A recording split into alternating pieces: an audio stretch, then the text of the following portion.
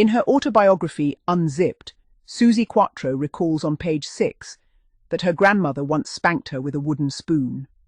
She describes the sting of the spoon and the way her grandmother's voice would rise in warning before the punishment was delivered.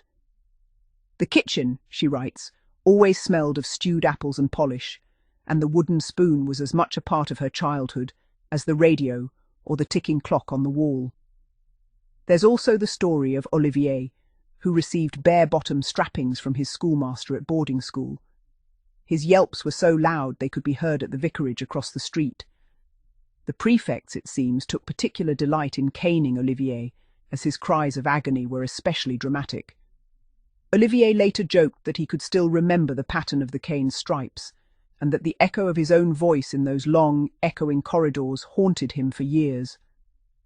Rory Underwood, the well-known England Rugby Union international, also experienced strict discipline at school.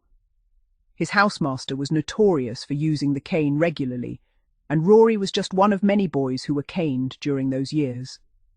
The ritual was always the same: a knock on the study door, the slow walk inside, and the sight of the cane resting on the desk.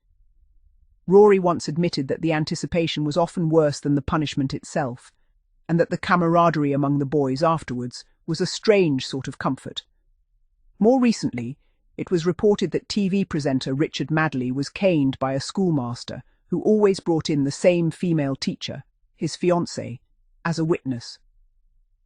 Madeley claims that she seemed to enjoy watching the punishment.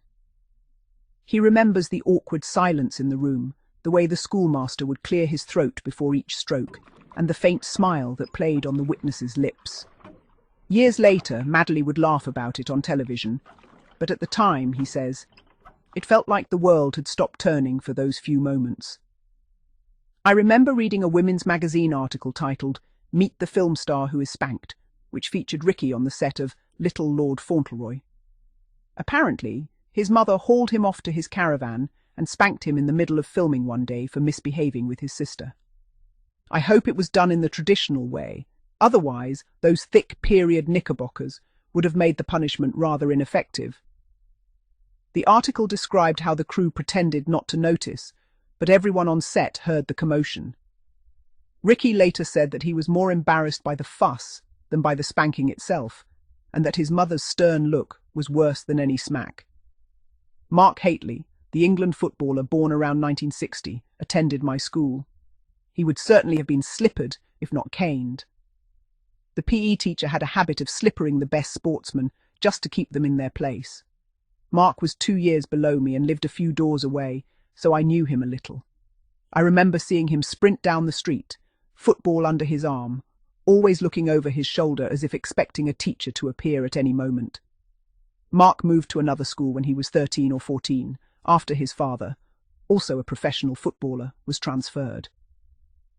I've seen Mark in recent years, so he still has family in the area, though his own son now plays for Motherwell. It's funny how those old rituals of discipline, slippers, canes, stern looks, linger in the memory, shaping the stories we tell about our childhoods. My own memories are filled with the quiet authority of mothers and teachers, the ever-present threat of the slipper or the cane, and the sense that discipline was as much about love as it was about order. I remember the sound of my mother's footsteps on the stairs, the way she would pause outside my door before coming in, slipper in hand. Sometimes just the sight of it was enough to make me confess to whatever mischief I'd been up to.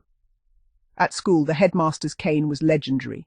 It hung on the wall behind his desk, a silent reminder to all who entered. There were stories, some true, some exaggerated, about boys who had received 6 of the best and walked out with their heads held high, determined not to let the tears show. Even now, when I visit my old neighbourhood, I see echoes of those days. The neat lawns, the faded curtains, the battered footballs left in the grass. The world has changed, but the memories remain: threadbare slippers, stern voices, and the lessons learned on quiet Sunday afternoons.